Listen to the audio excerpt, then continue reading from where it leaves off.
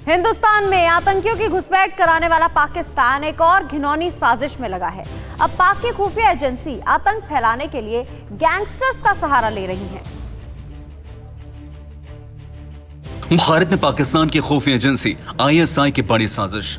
अब गैंगस्टर्स के सहारे हिंदुस्तान में हमले करवाने का खौफनाक प्लान।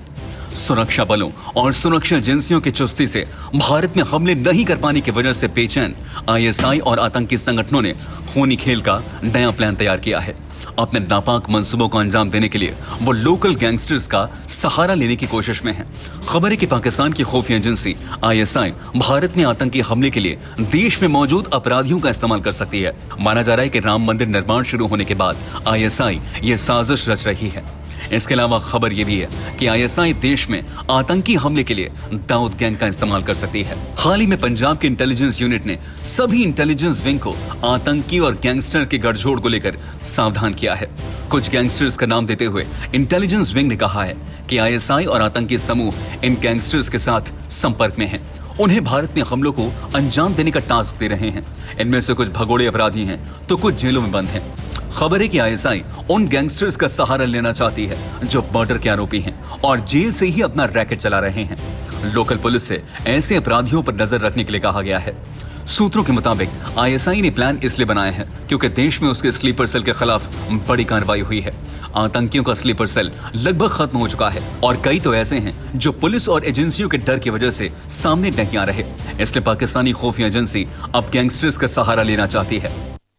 खुफिया एजेंसियों की इस रिपोर्ट के मद्देनजर गृह मंत्रालय ने राज्यों से संघ, बीजेपी और दूसरे हिंदू संगठनों से जुड़े नेताओं की सुरक्षा कड़ी करने के लिए कहा है।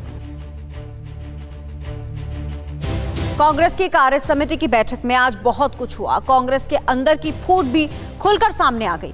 अध्यक्ष पद को लेकर बैठक में जो भी बातें कही गई उससे साफ है कि कांग्रेस के अंदर सब कुछ ठीक नहीं चल रहा।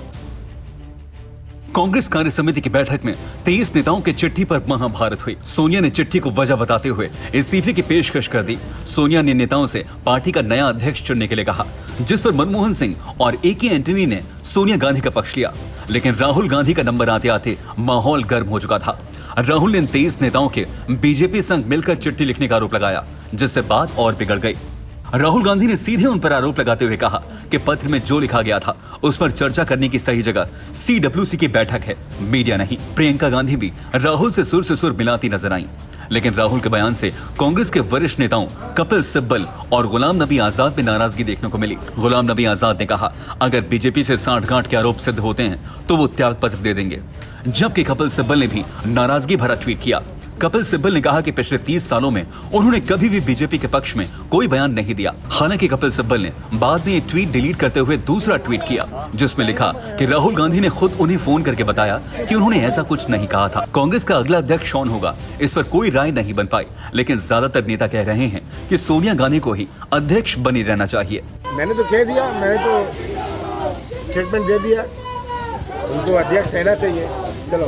वहीं कांग्रेस में जारी कलह पर एमपी के सीएम शिवराज सिंह चौहान ने चुटकी ली। अगर कांग्रेस में कोई सच बात कहता है तो आरोप लगा दिया जाता है कि ये तो भारतीय जनता पार्टी से मिले हैं। 25 नेता चिट्ठी लिखते हैं कि कांग्रेस को पूर्णकालिक अध्यक्ष चाहिए।